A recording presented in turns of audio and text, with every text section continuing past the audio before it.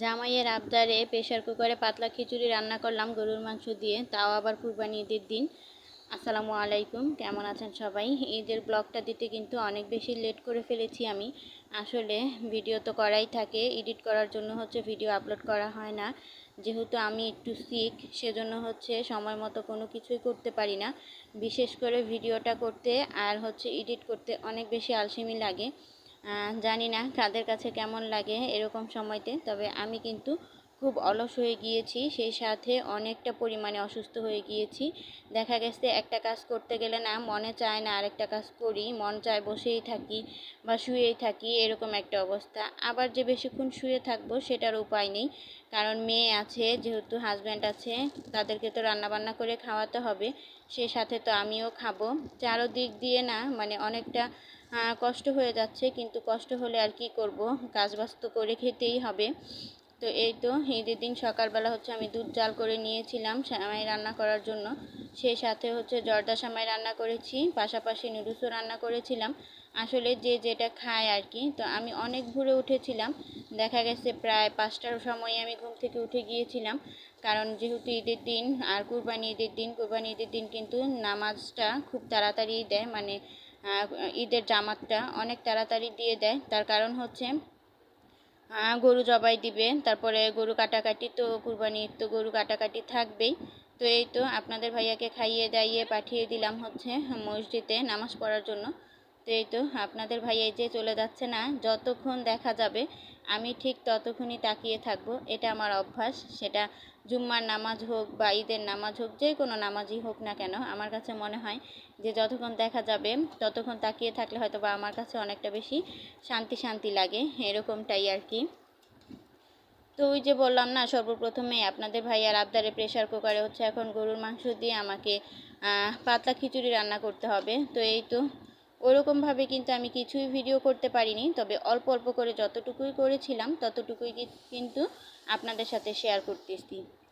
এখানে আমি প্রেশার কুকারে চালটা খুব ভালো করে ভেজে নিয়েছি ময় মশলা দিয়ে, তারপরে পরিমাণ মতো পানি দিয়ে দিয়েছি। এখন প্রেশার কুকারটা ঢেকে দিব।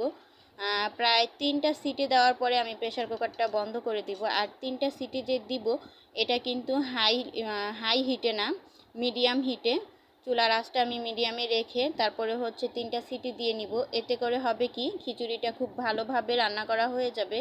আর প্রেশার কুকারে খিচুড়ি রান্না করতে কিন্তু অনেক বেশি সময় লাগে না, অল্প সময়ের মধ্যেই রান্নাটা কমপ্লিট হয়ে যায়। তো ঈদের দিন তাই কি হয়েছে, কাজকর্ম তো করতেই হবে, চা খেয়েছিলাম, সেই বাসন টাসনও আছে, সেই সাথে তো টুকটাক যেই থালা বাসনগুলো থাকে সেগুলোও আছে। তো এগুলো আমি খুব ভালো করে মেজে পরিষ্কার করে নিচ্ছিলাম। আসলে মেয়েদের কিন্তু ছুটি বলতে কোনো কিছুই নেই, দেখা গেছে যতই অসুস্থ থাকো না কেন, তোমাদের যে কাজকর্মগুলো আছে সেগুলো কিন্তু করতেই হবে। আর কিছু করো আর না করো, রান্না বান্না থালা বাসন ধোয়া তো করতেই হবে। দেখা গেছে যে ঘরটর এগুলো দেখা গেছে 2-1 দিন ঝাড়টার না দিয়েও থাকা যায়, কিন্তু রান্নাটা তো আর না করে থাকা যায় না, তাই না? আচ্ছা, যারা এই পর্যন্ত আমার ভিডিওটা দেখেছেন, যদি একটু হলেও ভালো লেগে থাকে, চাইলে কিন্তু আমার ভিডিওটিতে একটি লাইক করে যেতে পারেন। আর যদি খুব বেশি ভালো লেগে যায়, তাহলে কিন্তু আমার চ্যানেলের পাশেই থেকে যেতে পারেন। তো এই তো আমার ওইখানে সিটি দেওয়া শেষ, আমি চুলাটা অফ করে দিয়েছি। আর এইদিকে থালা বাসন ধুয়ে পরিষ্কার করে নিয়েছি। সকালবেলা ডিম সিদ্ধ করেছিলাম, তো ডিমটা তো আমার খাওয়া হয় না, অনেক অনেক বেশি কষ্টদায়ক মনে হয় ডিম খাওয়াটা বর্তমানে। তো এই তো কি করব, জোর করে হলেও খেতে হবে, অন্ততপক্ষে আমার জন্য না হলেও আমার বাচ্চার জন্য। তো এই তো আমি আস্তে আস্তে করে ডিমটা খেয়ে নিয়েছি। আর এদিকে প্রেশার কুকারটা আমি খুলে নিলাম, খুলে নিয়ে দেখেন মাশাআল্লাহ সুবহান আল্লাহ, কত সুন্দর হয়েছে তাই না? দেখতে কিন্তু অনেক বেশি ভালো লাগছিল আর অনেক বেশি লোভনীয় লাগছিল। তো এইদিকে আমি এখন গরুর গোশত অ্যাড করে দিব, যেহেতু গরুর গোশত রান্না করাই ছিল, তো অ্যাড করতে আমার অনেক বেশি সময় লাগেনি। তো এই তো গরুর গোশতটা আমি হালকা একটু গরম করে নিয়েছি, এখন পরিমাণ মতো এখানে আমি গরুর গোশত অ্যাড করে দিব।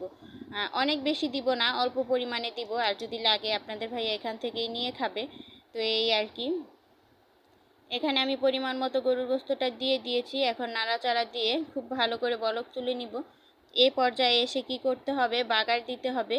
তো বাগার দেওয়ার জন্য হচ্ছে আমি রসুন দিয়ে বাগার দিয়ে দিব। আর আজকে একদমই শুকনো মরিচ দিতে মনে নেই, জানি না এই কাজটা কেন মানে এরকম কেন হয়ে গেল, এরকম কিন্তু কখনোই হয় না।